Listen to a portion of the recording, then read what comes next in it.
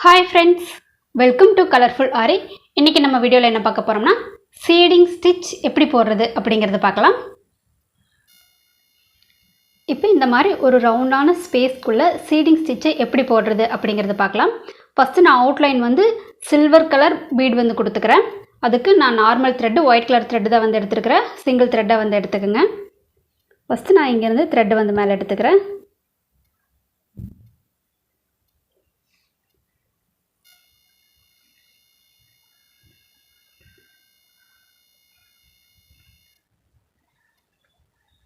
First இந்த outline வந்து இந்த சில்வர் கலர் பீடு வச்சு வந்து நான் கொடுத்துட்றேன்.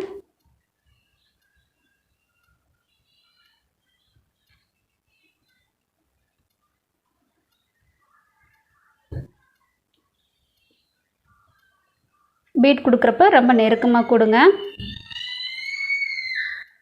பீட் கொடுக்குறப்ப கொஞ்சம் நல்லா நெருக்கமாக கொடுத்துருங்க.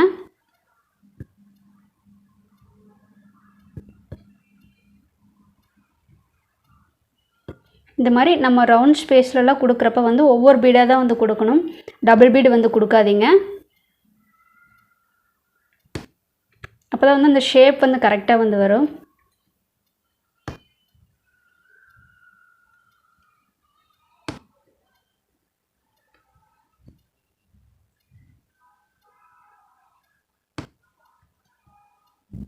பீட் வந்து கேப் இல்லாமல் ஃபில் பண்ணிக்கோங்க.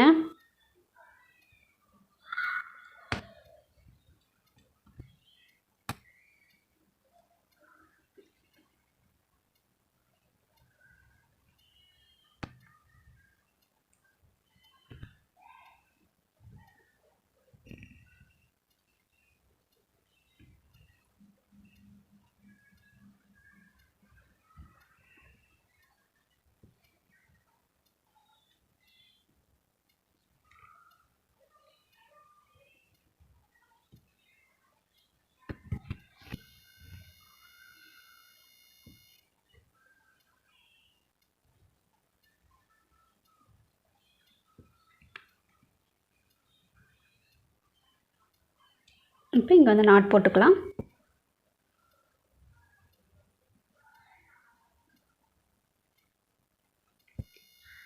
இப்போ இந்த அவுட்லைனை சில்வர் கலர் பீடு வச்சு நம்ம வந்து ஃபினிஷ் பண்ணிட்டோம்.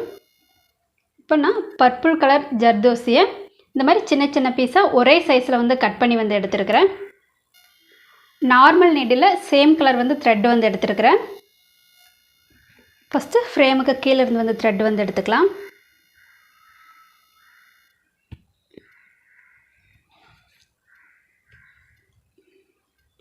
த்ரெட் எடுத்துகிட்டு இந்த நீடிலுக்குள்ளே ஜர்தோசி விட்டுட்டு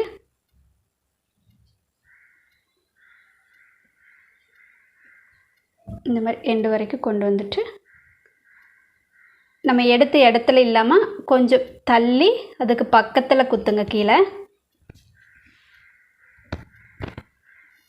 ஃப்ரேமுக்கு கீழே த்ரெட்டை பிடிச்சி இல்லைங்க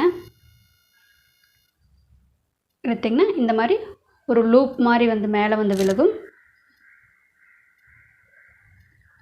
மறுபடியும் இப்போ இதுக்கு பக்கத்தில் நீடில் மேலே எடுங்க.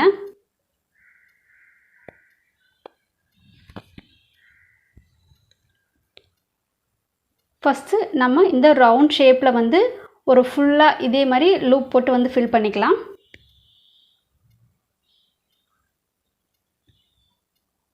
கொஞ்சம் தள்ளி நீடில் கீழே விடுங்க.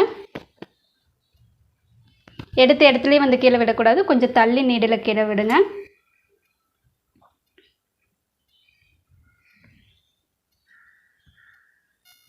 இந்த மாதிரி நீடில் கீழே இழுத்துட்டிங்கன்னா மறுபடியும் ஒரு லூப் மாதிரி விலகும். இப்போ இதுக்கு பக்கத்தில் மறுபடியும் மேலே எடுங்க.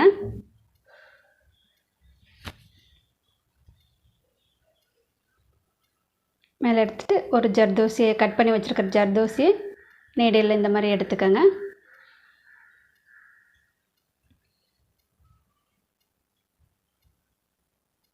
இப்போ மறுபடியும் கொஞ்சம் தள்ளி கீழே விடுங்க.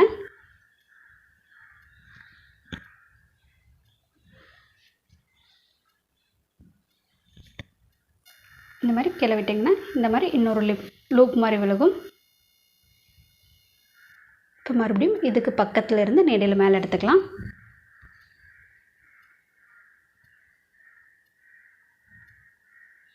ஜர்தோசியை எடுத்துகிட்டு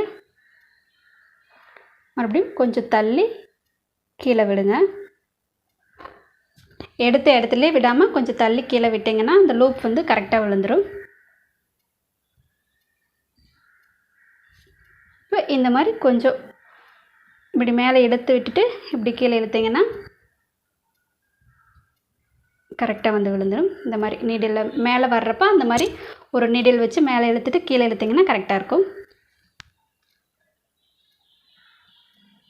இப்போ இதுக்கு பக்கத்தில் மறுபடியும் மேலே எடுத்துக்கலாம்.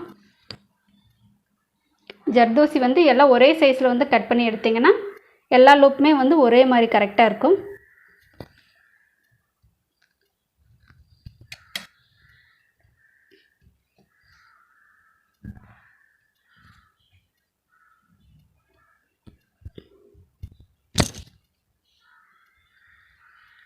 மறுபடியும் இதுக்கு பக்கத்தில் இருந்து மேலே எடுத்துக்கலாம்.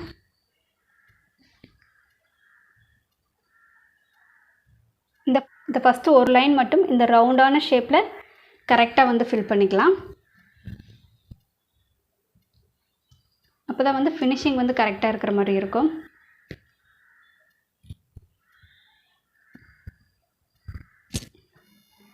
இப்போ இந்த ஃபஸ்ட்டு வந்து உள்ளே இருக்கிற ரவுண்டான ஸ்பேஸ் வந்து ஒரு லைன் கொடுத்து வந்து நம்ம வந்து ஃபில் பண்ணிட்டோம். இப்போ இதுக்கு உள்ளே இருக்கிறது வந்து நம்ம ரேண்டமாக கூட ஃபில் பண்ணிக்கலாம். இதே மாதிரி ரவுண்டாக வந்து ஃபில் பண்ணணும் அப்படிங்கிற அவசியம் இல்லை. அந்த ஃபஸ்ட்டு ஒரு லைன் மட்டும் அந்த நம்ம என்ன ஸ்பேஸ் கொடுத்துருக்குறோமோ அந்த ஸ்பேஸில் வந்து நம்ம ஃபஸ்ட்டு ஒரு லைன் வந்து கொடுத்துட்டிங்கன்னா ஃபினிஷிங் வந்து பார்க்குறக்கு வந்து அழகாக இருக்கும். இப்போ உள்ளே வந்து நம்ம ரேண்டமாக கூட நம்ம வந்து அதை வந்து ஃபில் பண்ணிக்கலாம். கேப்பே இல்லாமல் எந்த சைடில் இருந்து நீடில் வேணாலும் எடுத்து வந்து ஃபில் பண்ணிக்கலாம். பட் நெருக்கமாக வந்து ஃபில் பண்ணணும், அவ்வளோதான்.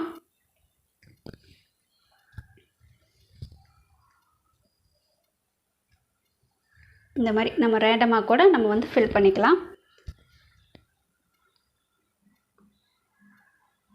ஸ்பேஸ் இல்லாமல் கொஞ்சம் நெருக்கமாக இருக்கிற மாதிரி இருக்கணும்.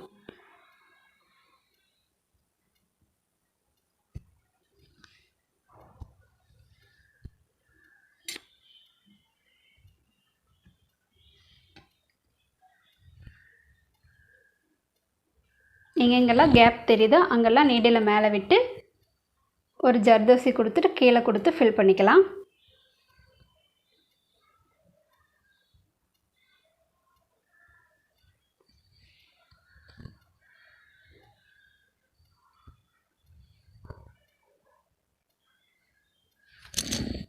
இதில் கேப்பே இல்லாமல் ஃபில் பண்ணுறதா வந்து ரொம்ப முக்கியம்.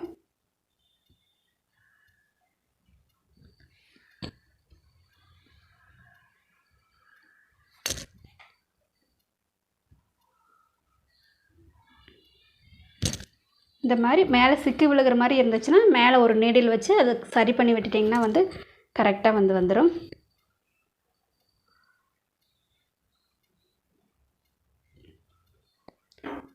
இது நம்ம நார்மல் நீடில் வச்சு போடக்கூடிய ஒரு சிம்பிளான ஸ்டிச்சஸ் தான்.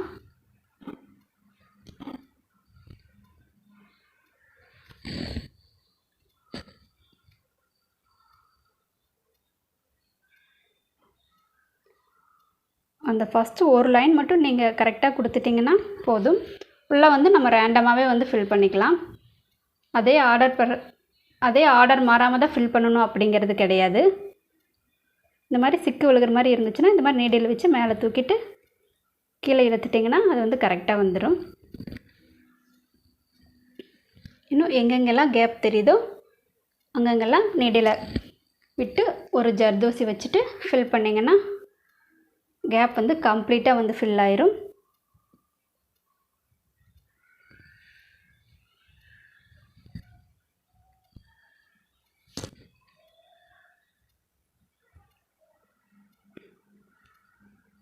இந்த மாதிரி கேப்பை இல்லாமல் வந்து ஃபில் பண்ணிக்கலாம். மறுபடியும் இங்கே கொஞ்சம் கேப் தெரிகிற மாதிரி இருக்குது. ஸோ இங்கே மறுபடியும் நீடில் கீழே விட்டுட்டு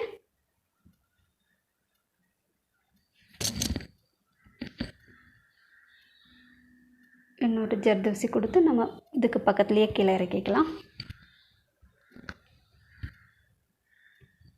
இப்போ பார்த்திங்கன்னா அந்த கேப்பும் வந்து ஃபில் ஆயிடுச்சு. இப்போ ஃப்ரேமுக்கு கீழே வந்து நாட் வந்து போட்டு எடுத்துக்கலாம்.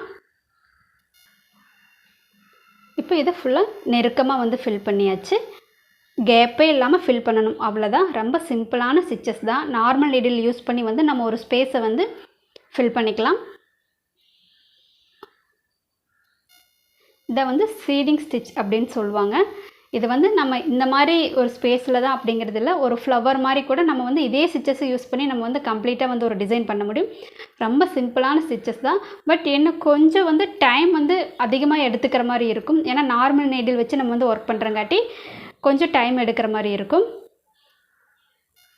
ஆரி நீடில் ஒர்க் பண்ணுறக்கும் நார்மல் நீடில் ஒர்க் பண்ணுறக்கும் கொஞ்சம் டைம் டிஃப்ரென்ஸ் வந்து இருக்குது. ஆரி நீடில் வந்து சீக்கிரமாக ஒர்க் பண்ணி முடிச்சிடலாம். பட் நார்மல் நீடில் யூஸ் பண்ணி ஒரு டிசைன் பண்ணுறப்ப அது வந்து கொஞ்சம் டைம் எடுத்துக்கிற மாதிரி தான் இருக்கும். பட் அதுவும் ப்ராக்டிஸ் ஆக ஆக நம்மளுக்கு வந்து ஸ்பீடு வந்து வந்துடும். இப்போ இந்த ஒரே ஒரு ஸ்டிச்சஸை யூஸ் பண்ணி நான் வந்து ஒரு டிசைன் பண்ணியிருக்கிறேன். இதுதான் நான் போட்ட டிசைனோட ட்ராயிங். இதுதான் நான் போட்ட டிசைன். இந்த டிசைனோட அவுட்லைன் ஃபுல்லாகவே வந்து கோல்டன் கலர் சுகர் பீட் வச்சு தான் நான் வந்து ஃபில் பண்ணியிருக்கிறேன். இந்த 4 ஃப்ளவருமே இந்த சீடிங் ஸ்டிச்சஸ் யூஸ் பண்ணி மட்டும்தான் நான் வந்து ஃபில் பண்ணியிருக்கிறேன். இந்த லீஃபை மட்டும் நான் த்ரெட் வச்சு வந்து ஃபில் பண்ணிட்டேன். இந்த பார்ட் வந்து பார்த்திங்கன்னா ரவுண்ட் பீட் வந்து கொடுத்து வந்து நான் வந்து ஃபில் பண்ணியிருக்கிறேன்.